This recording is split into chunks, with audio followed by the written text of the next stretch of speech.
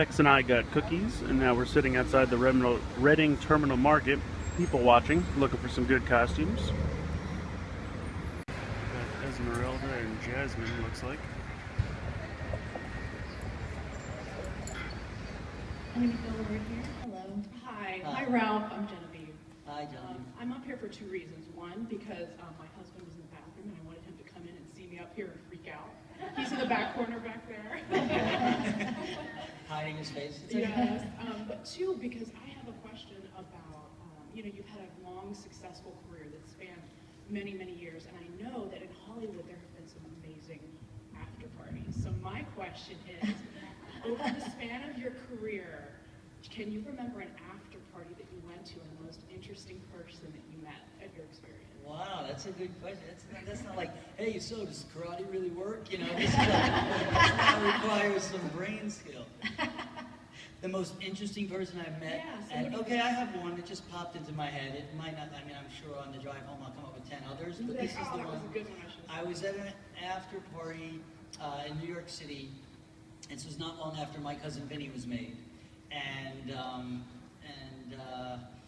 I don't remember. I'm forgetting what film it was, but it was a David Mamet film, ironically, because that's what I'm about to tell you. David Mamet is a great playwright, writer, and considered one of the best writers in American playwrights and screenwriters. And he came up to me and he said, "I just want to tell you, I'm David Mamet." I was shaking because I was like, "Can you give me a job?" Because he's like, and this was at, this is probably about 3 years after My Cousin Vinny. And he came up to me and he said, "I just want to say hello, introduce myself," which is usually what I try to do to someone of his caliber. And he said, "I just want to say that My Cousin Vinny is the funniest American comedy ever written." And at that point, I wanted to say, "Yeah, I wrote it. I'm glad you liked it." But it's really, I'll always remember that. The after parties, yeah, you could talk about when I was found drunk in a gutter and dragged home. I don't have any of those good stories. That's why I made the Wax On F Off video. Being at an after party, having an opportunity like that, and seeing how you could touch someone that you respect, and even meeting other actors that I hold in high regard, who are inspired by, say, The Outsiders or Karate Kid, or that I didn't suck on Dancing with the Stars. That was a good one. One more. Yes, Samuel L. Jackson came up to me and said, "Man, you were good on Dancing with the Stars." Really? And I just said, "Man, Samuel L. Jackson watches Dancing with the Stars." Thank you, young man. Philadelphia, I am very proud and happy to introduce to you one of my very favorite Wizard World guests, Eliza Dushku. 1, 2, 3.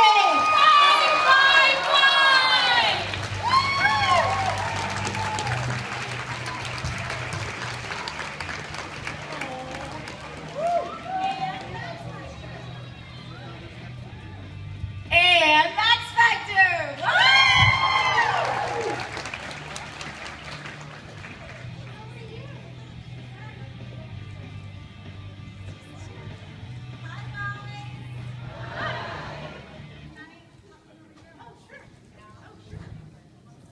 Can you see what this guy said?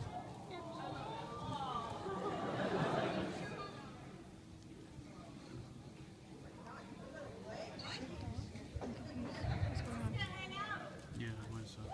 What up, I know we see somebody.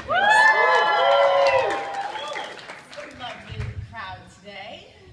It is a lovely crowd. Hey, I know, I was just telling them. No, I switched you up. I was just telling them that we are both from Boston.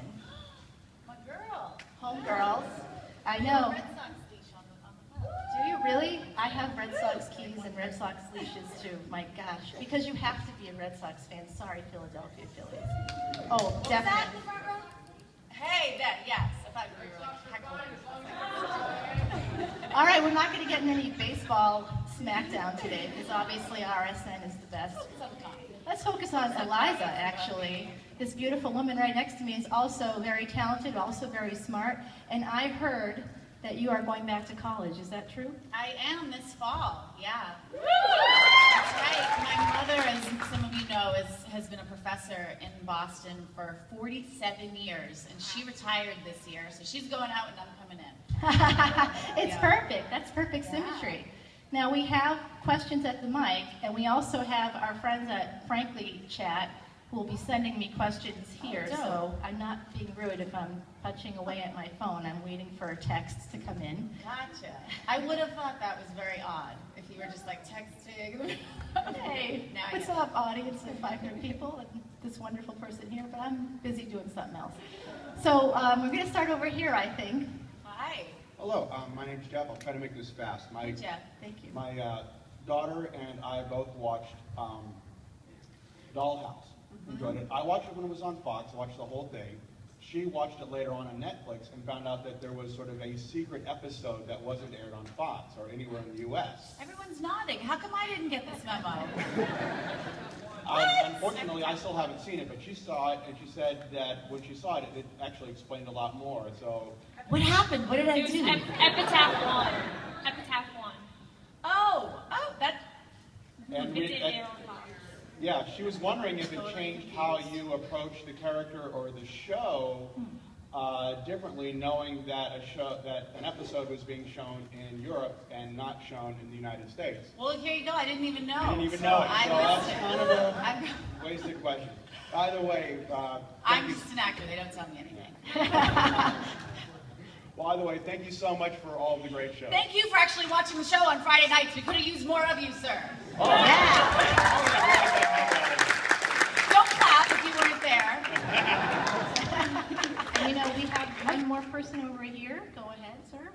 Hi, I'm a little doubly nervous now because I had to tweak my question based on one of your previous responses. Was that you?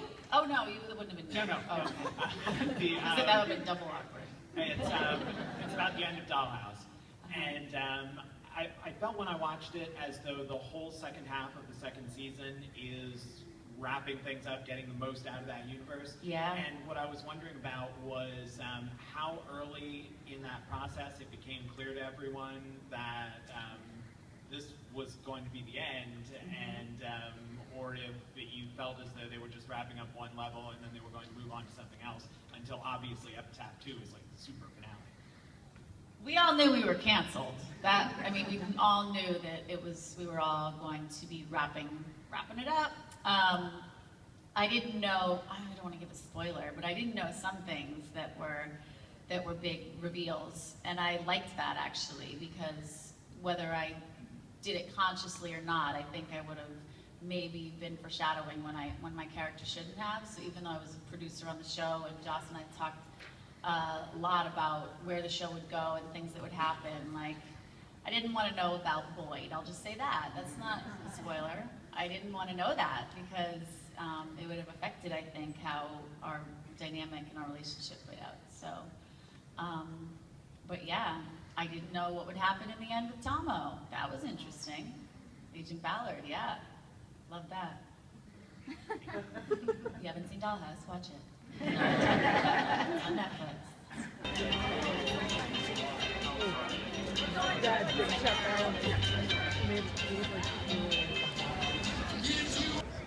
Well, it's like a whole wall made out of miso cup, or miso soup cups, or miso soup bowls. At least that's what it looks like to me. But it's nuts, it's huge.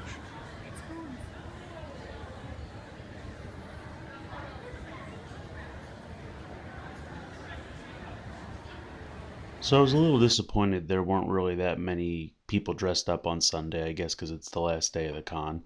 But there were a couple good costumes I was able to get pictures of. The White Ranger was particularly my favorite. So I'm just kind of tossing them here in this little batch at the end. So enjoy! Well, it's the end of day 3, the last day of the convention, and I'm home now. So overall, a pretty fun and successful Wizard World Philly. I thought I would show you kind of all my spoils since it is the last day. Got a nice stack of trades here. I love going to the convention because there's almost always a guy with like a box of half-price trades. So I love looking forward to that. Got this Tron. I believe it is an adaptation of the original movie. It's pretty nice. It was only $4. Tiny little thing, but overall very cool. I'm a big fan of Tron, so I figured the price was right. They also included this, the New 52 Free Comic Book Day thing from DC, which was actually cool because I did not get this on Free Comic Book Day. It was one of the ones I was looking for but couldn't find because I went real late. So I was very happy to get this. They just tossed it in. Didn't even realize I had it till I got home because they just threw it in the bag. Got this Danny Ketch Ghost Rider Classics Volume 1. Got a pretty good price on this. I got it for $12. I believe it says normally it's $30 on the back there, cover price. So very excited about that. I know a little bit about Ghost Rider, but not about Danny Ketch, so I'm interested to check that out. Got an X-Men Masterworks. This is Volume 3. Got this for $5 in a bin of stuff. So it's got 9 classic X-Men comic books, or actually maybe 10. So I think this is the cover of one of them as well. So I love getting the Masterworks because they're just collections of the originals, which I really like. Along the same lines, got here a Tomb of Dracula. Actually got Volume 1 and 2. I've heard a lot of cool things about this. Don't really know too much about it. But apparently the first appearance of Blade is in there. So that's really cool. Really excited to check that out. And then I also got this for $5. It is a Spider-Man Marvel Team-Up collection. Just kind of has some random Marvel team-ups from the 70s. So, I don't know, 70s, 60s, 70s Marvels, you know, they were in the Silver Age, they were kicking butt. That's the kind of stuff that I love, so I figured for $5, couldn't go wrong. This was a really cool random find. Usually at Wizard World it's mostly comic-centric, so you don't see, I mean there are toys, but they're like superhero toys, Transformers for the most part. There was one booth there that had a bunch of Japanese stuff like candy, Pocky, they always have, little things like that. They had some random candy toys. Nothing too great, but they had this Gokai machine number 2, the patrol car. Let's see, this is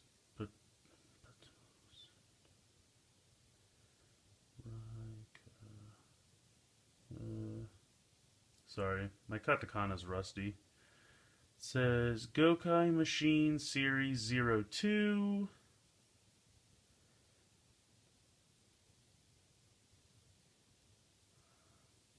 Toraika.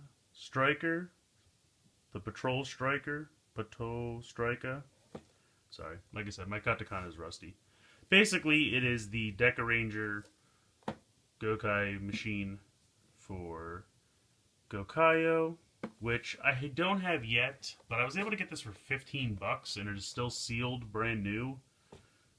So the price was right, I couldn't go wrong. And I'm probably going to pick up the Gokaio version that they'll release here. They just, or either just did or are in the process of doing Gosei Great, the Japanese version. I think they call them, I forget what the line is called here. It's like the import line or something. Basically, they just import the Japanese version of the mecha over here to the US, so I will probably pick up Gokaio when they do that. So I figured might as well grab this now while the price is so cheap. So very excited about that. These are actually kind of a cool find.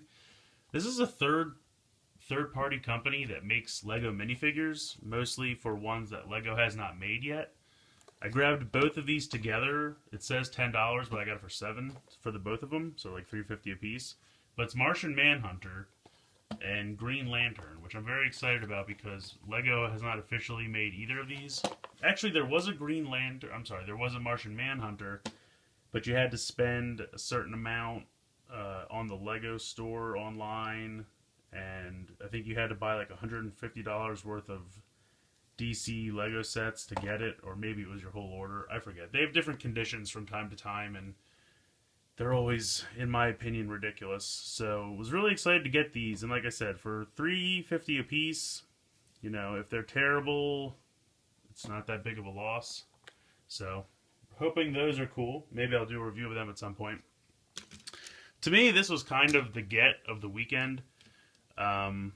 This is a Time Force Megazord, the Time Runners, or I think they're called Time Flyers. Time Flyers, that's what they're called. Basically, this is the Megazord where it has a blue version and a red version. It's a little beat up, and this joint is kind of not that great. But the whole thing was in a bag all together for $7. So I feel like anytime you can get a Megazord for $7, regardless of quality, grab it. So I think I do have 1 or 2 Time Flyers that I got in a lot of stuff. So I'll have to piece it together and see the best of everything and put together a Megazord with the best pieces that I have. But maybe I'll do a review of this sometime, like a Throwback Thursday or something. And it does come with these 2 pieces for the yellow and pink flyer. So yeah, that's pretty much all the stuff that I got this weekend. Very excited. And overall, it was a pretty good convention. This year, they had Matt Smith, the most recent Doctor Who. So I feel like the convention this year was really Doctor Who themed, or centric, I should say. A lot of the vendors had Doctor Who stuff, other British stuff, and they had Whoopi Goldberg and a couple other big names that, while there's nothing wrong with them, and they're very good, just not what I'm superbly interested in, I should say. So I feel like the vendors must gear their stuff around the guests, so what fans they think will be attending.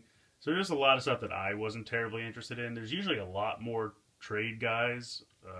It's kind of funny when you're having a hard time finding comic books at a comic book convention, but so be it. But yeah, there wasn't really that many comics. There's a ridiculous number of the Funko Pop vinyl figures. Every booth had some of them. And while they're cute, I could easily see myself falling into a hole where I just think, oh, this one's cool, this one's cool, this one's cool, and before I know it, I've spent $200 on little vinyl figures that don't really do anything. So I'm trying to be good and stay away from those, and I tried to look for deals or bargains or things I really, really wanted. So did not buy any Funko Pop vinyl figures, but they were everywhere. So, like I said, overall, not a bad con. All the panels and everything that I attended I thought were a lot of fun. But I would say, overall, a weaker year. Just in the way that didn't have as many vendors or guests that I loved. But I understand, you know, they got to bounce around and go toward the fandoms that are popular and things like that. So, overall, was a good con, but I'm hoping next year might have a little bit more in the way of vendors and stuff that I want to buy. But please tell me what you think in the comments. If you also attended, I'd love to hear some stories from anybody. Please make sure you're following me on Twitter and Facebook. The links are down in the subscription. I'm sorry, the links are down in the description. Please make sure you're subscribed to me on YouTube. And thanks for watching.